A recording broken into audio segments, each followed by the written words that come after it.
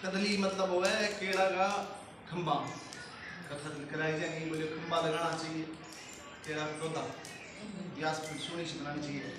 आम का पंचपल्लव, आम का जामुन का आम का पत्ता लगाना चाहिए।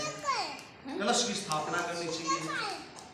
यज्ञोपवीत लाल वस्त्र सफेद वस्त्र, यानी कि सामग्री बताई गई है, तुलसी दल श्री दल, ठीक है नहीं। नाना प्रकार के मौसम का फल, पंचामृत नैवेद्य है, ठीक है। दीपक भगवान की मूर्ति लिखी हुई है, सोनो चांदी की शीली है मूर्ति भगवान की। अपन में प्रत्यक्ष रूप नारायण भगवान अनंत देव हैं, प्रार्थना करनी है। इलायची लूंग जिस प्रकार भी हुए, यानी यथा आपकी श्रद्धा हुआ विषय सामग्री लेके भगवान यहाँ कौन क्या और डिमांड है श्रद्धा के अनुसार भगवान की कौन करते। तो अनंत देव अनंत की कथा को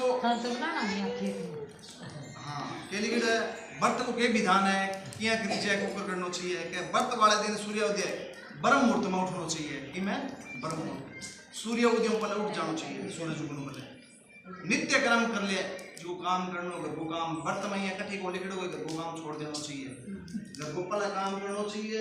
फिर जिया घर रसोई की सफाई पोचा बारी भगवान को पूजा अर्चना गाँ धोनी, यानी कि घर जितना भी कर्म है वो कर्म सारो करना चाहिए।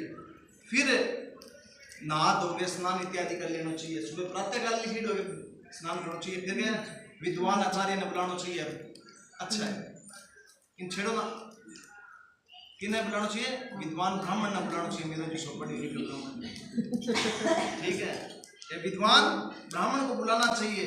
तो क्या क्या विद्वान ब्राह्मण ने बुलाना चाहिए, श्रद्धा पूर्वक पंचामृत से भगवान को स्नान कराना चाहिए, नैवेद्य इत्यादि खीर मालपुआ नाना प्रकार का पकवान बनाना चाहिए, अनेक पकवान, एक कोनी हुए अनेक पकवान जिसका भी बन जाए श्रद्धा हुए, ठीक है नहीं।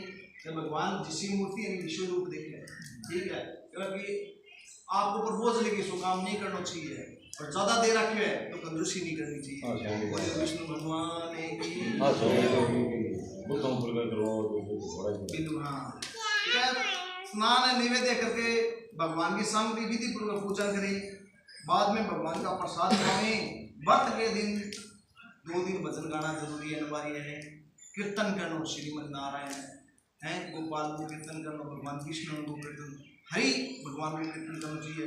नियम पूर्वक व्रत की कथा और पूजन करें, सब सुख है।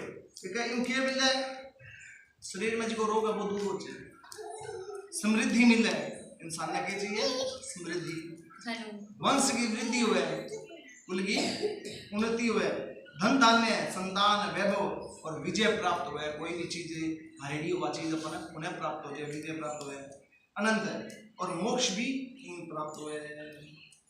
कथा आरंभ हो रहा है, बोले विष्णु भगवान की श्री सुत जी बोले कि नेमे शरण एक क्षेत्र है अपने देखिए उत्तर प्रदेश में, नेमी शरण, वहां पूर्व समय में गंगा के तट पर महाराज युधिष्ठिर ने जरासंध का वध के लिए जरासु युद्ध किया।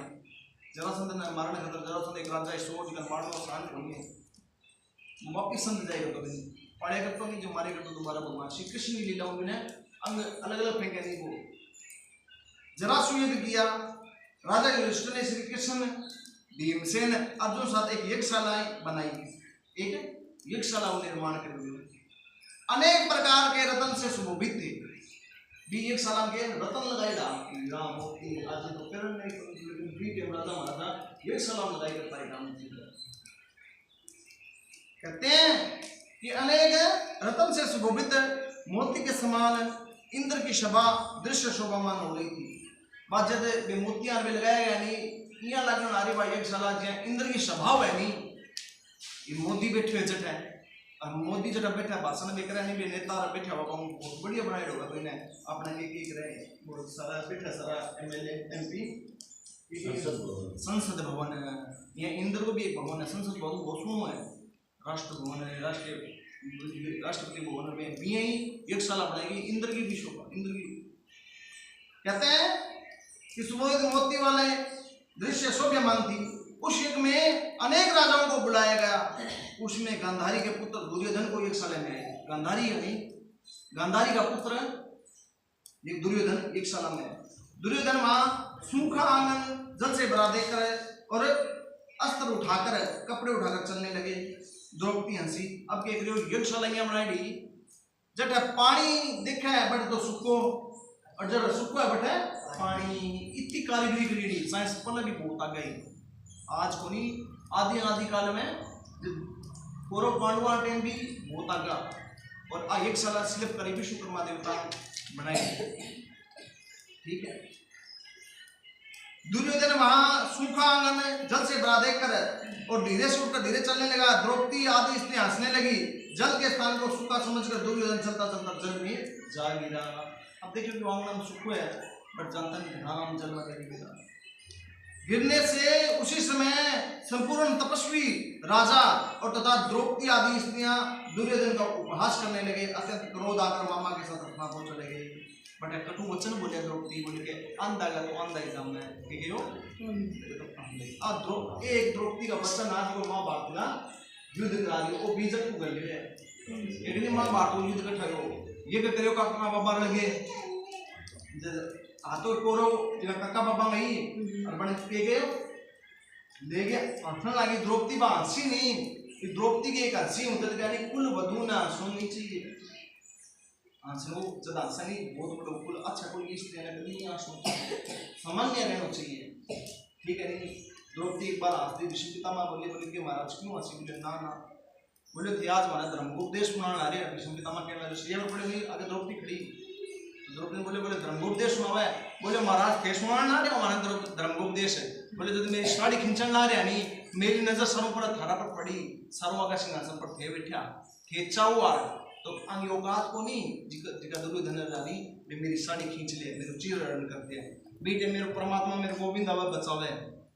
ठीक है नहीं। लेकिन शिव पुराण वाली खड़े द्रौपदी को वस्त्र दान कर दो जब वस्त्र साड़ी खत्म होगी शिव पुराण में बहुत बड़ी कथा है। ठीक है। लेकिन क्या मैंने भगवान नारायण बचा लियो।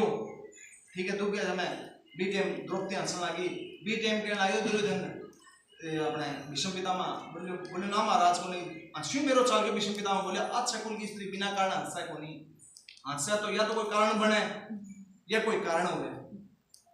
बोले महाराज मैं देखिए और आते धर्म को पाठ माना पड़ाओगे राजा सामने कोई पाप होता तो वो विरोध करना चाहिए समत्वान पर चल जाना चाहिए। लेकिन थारा बी टाइम भीष्म पितामह कहा मैं इच्छा मृत्यु वरदान है मैंने इंद्र भी कौन मार्स का मैं अर्जुन गए बाणम हेलो और सूर्य दक्षिणायन जानना रहे नहीं चंद्रमा ये अपने सूर्य से दक्षिणायन सूर्य जब दक्षिणायन आयो सूर्य जब आपका प्राण तक गया उत्तरायण चला देखे बोले विष्णु भगवान की कहते हैं इसलिए उपवास करने लगे। क्रोध आके मामा के साथ हस्तिनापुर चले गया। मामू सागर एक तो ठीक है एक रहे घर में आड़ो नहीं मैं बताऊँ नहीं क्या घर में घना आड़ा हुआ नहीं दीवार में खराब कर देख रहे हैं और घर में तो साड़ो रहना आ जाए नहीं कोई क्या मैं साड़ो रख लिया घर में रख लिया बोतलों लिया है तो घर में खराब कर दिया है ना तो दीवार में घना आड़ा रखना चाहिए ना साड़ा नहीं बस आयो साड़ो तत्काल बिल्कुल घर में आड़ो और घर में आड़ो दीवार में आड़ो घर में साड़ो हमेशा बिगाड़ करे हमेशा शास्त्र के नारे। तो बड़ा दुर्योधन ने क्रोध आगे चाल पड़े मामू समझाए बोले रुक रुक चिंता नागरिक को बदलो लियाना तो भी मार सुकनी होगी और सुकनी जुआन तकड़ो मारो। हस्तिनापुर चले गए। उसी समय सुकनी दुर्योधन को मधुर वचन कह राजन आप अपना क्रोध का कार्य छोड़ दें क्योंकि जुआ खेलने के लिए हम सारा राज्य प्राप्त कर लेंगे। माना जुआ खेलने खातर आग्रह करो कर सकते हो। ये राजन एक मंडप में चलने के लिए उठे। ऐसा ही कहकर दुर्योधन एक मंडप में आए। इतने राजाओं यज्ञ समाप्त होकर अपने अपने देश को चले गए।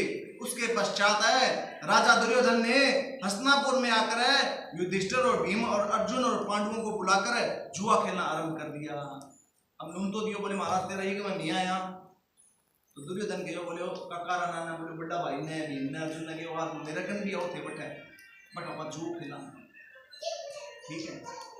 कहते हैं जुआ खेला आरंभ किया कपट और जुआ में कपट का तो चालू हुई है पूर्वांग चलाई दी है।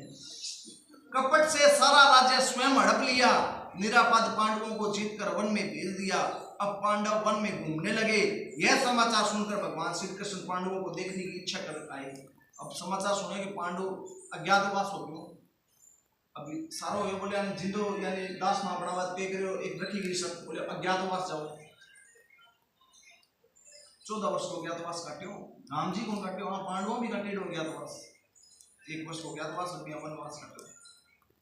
कहते हैं पांडवों को देखने की इच्छा कर वन में उनके पास वन पहुंचे। सुत जी बोले कि हे ऋषियों वन में रहने से दुख से दुर्लभ पांडव जगदीश्वर श्री कृष्ण ने देखा और उन्हें प्रणाम करने लगे। युधिष्ठिर बोले हे जगदीश्वर परिवार सहित मैं आप बहुत दुखी हूँ। युधिष्ठिर जी के बोले हे भगवान श्री कृष्ण बोले हे गोविंद मैं परिवार सागर मेरा है वन में भटकना रहे हूँ मैं दुखी हूँ उनको उपाय बताओ इस दुख के सागर का मुक्ति का कोई उपाय बताओ हे भगवान। किस देवता की पूजा से हमारा सारा राज्य प्राप्त कर सकते हैं। कौन देवता की पूजा करूं जी कहूं सारा तो राज्य वापस मिल जाए अथवा व्रत करूं ऐसा मेरे कृपा करके कहिए मेरे प्रसाद हो मेरो हित हो इसको कृपा करके कहें। श्री कृष्ण बोले हे युधिष्ठिर श्री अनंत भगवान की पूजा और व्रत पुरुष स्त्रियों और पुरुष को करना चाहिए। ठीक है श्री कृष्ण युधिष्ठिर बोले भगवान अनंत देव को भगवान की पूजा स्त्री और पुरुष ने कोई किसी व्रत है आदमी ने भी करना चाहिए स्त्री ने भी करना चाहिए। व्रत और पुरुष स्त्री को करना चाहिए इससे सभी मनोरथ पूर्ण होते हैं सारा पाप हुआ नाश हो जाए। तब युधिष्ठिर बोले हे श्री कृष्ण आप कहे हुए भगवान अनंत कौन है क्या शेषनाग है अनंत कौन है शेषनाग है क्या तक्षक सर्प है। अब युधिष्ठिर जी बोलना आ रहा है भगवान श्री कृष्ण तो कृष्ण जी पर क्या परिभाषा दे रहा है कि अनंत कहते हैं अथवा परमात्मा को अनंत कहते हैं परम ब्रह्म है नहीं बिना अनंत के वे किन के परम ब्रह्म है। केशव यह अनंत कौन है कृपा हमें यथार्थ कहिए। श्री कृष्ण बोले अनंत का रूप मेरा ही है सूर्य ग्रह यह आत्मा जो कहा जाता है पल विपुल दिन रात पक्ष मास ऋतु वर्षा एक एक सर्वमयी हूं और बरसात आई है नहीं बाढ़ आई है कृष्ण जी का मैं सर्दी गर्मी है बोले तो फिर कृष्ण ने के भाई डाल ठीक है कहते हैं युग ठीक है युग यह सब काल कहा जाता है ये भी मैं हूं जितना युग है काल है सारा मैं हूं जो काल कहते हैं वह अनंत कहा जाता है